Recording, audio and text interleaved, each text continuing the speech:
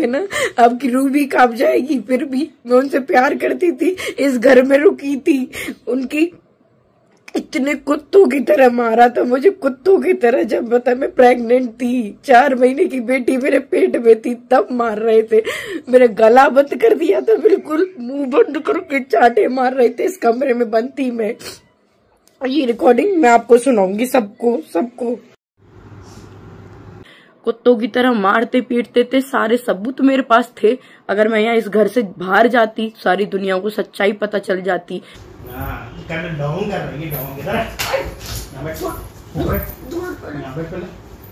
करती तेरी माँ, ठीक है? माँ समझ नहीं, माँ को भी समझाऊंगा। फ्रेंड्स, सपना ने एक खतरनाक सच का खुलासा किया अपने ससुराल वालों के खिलाफ।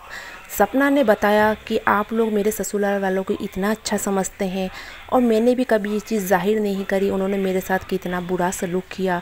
जैसा हमने सुना है इंडिया में होता है, गरीब माँ बाप जब अपनी बेटी की शादी करवाते हैं उसके बाद ससुराल में प्रताड़ित की जाती है।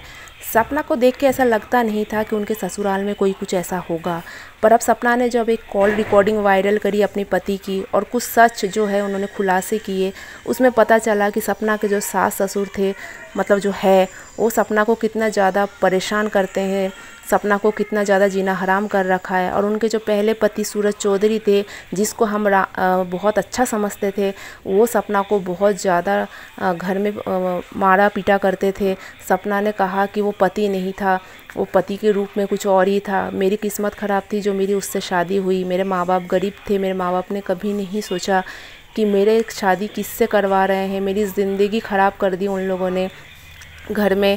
और दूसरी बार जब राजवीर चौधरी से शादी करवाया तब लोगों ने सोचा कि कितने अच्छे सास ससुर है, अपने दूसरे बेटे के साथ भी देखो अपनी विधवा बहू की शादी करवा दी। तो आपको बता दे ये सब उनका प्री प्लान था, क्योंकि सपना के पास कुछ ऐसे सबूत थे, उसके मोबाइल में कुछ ऐसे रिकॉर्डिंग थे अपने पति के बदसलूकी के, कि ससुराल वालों को ये डर था कि सपना की शादी अगर बाहर हो जाती है तो कहीं ऐसा नहीं परिवार की बदनामी हो जाए, परिवार का काला चिट्ठा दुनिया के सामने आ जाए। इसलिए घर वालों ने अपने छोटे बेटे राजवीर चौधरी के साथ सपना की शादी करवाई।